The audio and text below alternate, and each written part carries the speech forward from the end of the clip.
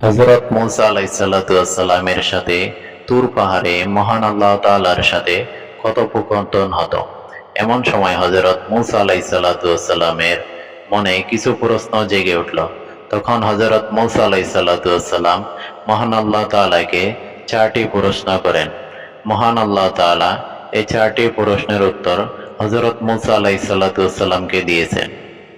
1 নম্বর প্রশ্ন ছিল, হযরত মুসা আলাইহিসসালাম আল্লাহ তাআলাকে বলেন, হে আল্লাহ, আপনি আমাদেরকে যত্ন সহকারে বানিয়েছিলেন, তাহলে কেন আমাদেরকে আবার মৃত্যু দেন? তখন আল্লাহ তাআলা হযরত মুসা আলাইহিসসালামকে ফসল ফলানোর আদেশ দিলেন।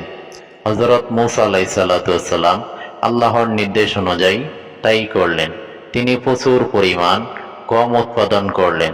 কিছুদিন পর যখন ফসল পেকে গেল, তখন তিনি ফসল থেকে দানা বের করলেন এবং খোসাগুলো আলাদা করলেন।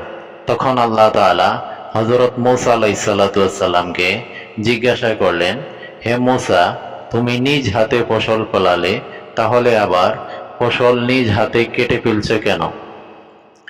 আর ফসলগুলো যখন কেটে ফেলেছ, তাহলে এই ফসলের খোসা থেকে আলাদা করছো কেন? তখন জবাবে হযরত মুসা আলাইহিসসালাম বলেন, যদি ফসল থেকে খোসা আলাদা না করি, তাহলে তো আমি খেতে পারবো না। আল্লাহ তাআলা জিজ্ঞাসা করলেন, তুমি এই পদ্ধতি কোথা থেকে শিখেছ? তখন হযরত মুসা আলাইহিসসালাম বললেন, আল্লাহ আপনার কাছ থেকে শিখেছি। আল্লাহ তাআলা বলেন, আমি যা তোমাদেরকে শিখিয়েছি তা কেন আমি নিজে ব্যবহার করব না?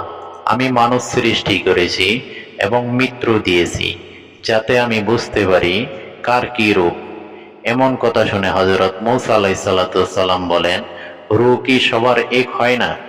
তখন মহান আল্লাহ তাআলা বলেন, পৃথিবীতে 2 ধরনের রূহ হয়, কারো রূহ পবিত্র আর কারো রূহ কে কলুষিত করে ফেলেছে। আর মৃত্যুর পর আমি এরূপ দেখেই জান্নাত জাহান্নাম নির্ধারণ করব। তুমি যেমন গম থেকে খোসা আলাদা করো, আমি তেমনি অপবিত্র থেকে পবিত্রকে আলাদা করে ফেলি। তুমি যেমন নির্ধারিত সময়ের পরে ফসল উত্তোলন করো, আমিও তেমনি নির্ধারিত সময়ে এরপর রূহ থেকে দেহকে আলাদা করে ফেলি। মৃত্যু তোমাদের কাছে কষ্টের কারণ হলেও এটি ন্যায়পরায়ণ ও আদম সন্তানের জন্য পুরস্কার পাবার একমাত্র মাধ্যম।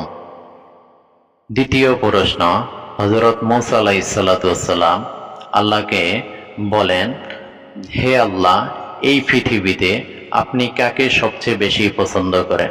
তখন মহান আল্লাহ পাক রব্বুল আলামিন বলেন, আমি সেই ব্যক্তিকে সবচেয়ে বেশি পছন্দ করি যার হাতে ক্ষমতা থাকা সত্ত্বেও সে তার ক্ষমতাকে ব্যবহার করে না, সাথে সাথে প্রতিশোধ নেয় না এবং ধৈর্য ধারণ করে।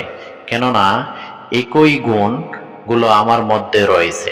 তোমরা যত পাপও করো, আমি যদি তার সাথে সাথে তার প্রতিশোধ নিতাম, তাহলে সারা পৃথিবীতে কোনো মানব সম্প্রদায় বেঁচে থাকতে পারত না। তেমনি করে পৃথিবীতে এমন অনেক প্রভাবশালী ব্যক্তি আছেন যারা সাথে সাথে প্রতিশোধ না নিয়ে অপেক্ষা করে এবং ধৈর্য ধারণ করে। আমি পৃথিবীর বুকে সেই সকল ব্যক্তিদেরকে সবচেয়ে বেশি ভালোবাসি। তৃতীয় নম্বর প্রশ্ন, হযরত মুসা আলাইহিসসালাম বলেন, হে আল্লাহ, এই পৃথিবীতে সবচেয়ে বেশি জ্ঞানী ব্যক্তি কে? আল্লাহ তাআলা বলেন, যে ব্যক্তির জ্ঞান পিপাসা কখনো শেষ হয় না, আর যে ব্যক্তি তার অর্জিত জ্ঞান নিজের মধ্যে সীমাবদ্ধ না রেখে আল্লাহ তাআলার সন্তুষ্টি অর্জনের জন্য মানুষের মধ্যে বিলিয়ে দেয়, এবং সেই ব্যক্তি আমার কাছে সবচেয়ে বেশি জ্ঞানী। চতুর্থ প্রশ্ন, হযরত মুসা আলাইহিসসালাম বলেন, হে আল্লাহ, এই পৃথিবীতে সবচেয়ে ধনী ব্যক্তিকে? মহান আল্লাহ তাআলা উত্তরে বলেন, এই পৃথিবীতে সবচেয়ে ধনী ব্যক্তি সেই যে নিজের কাছে যতটুকু আছে তা নিয়ে সন্তুষ্ট থাকে, অর্থাৎ আরো চাই বা হাই হুতাশ হয় না। যতটুকু আছে ততটুকু নিয়ে আল্লাহ তাআলার শুকরিয়া আদায় করে। সেই ব্যক্তি পৃথিবীতে সবচেয়ে ধনী ব্যক্তি? এবং এই প্রশ্নগুলোর উত্তর শুনে হযরত মূসা আলাইহিসসালাম আল্লাহ তাআলার শুকরিয়া আদায় করলেন এবং কৃতজ্ঞতা প্রকাশ করলেন। সুবহানাল্লাহ।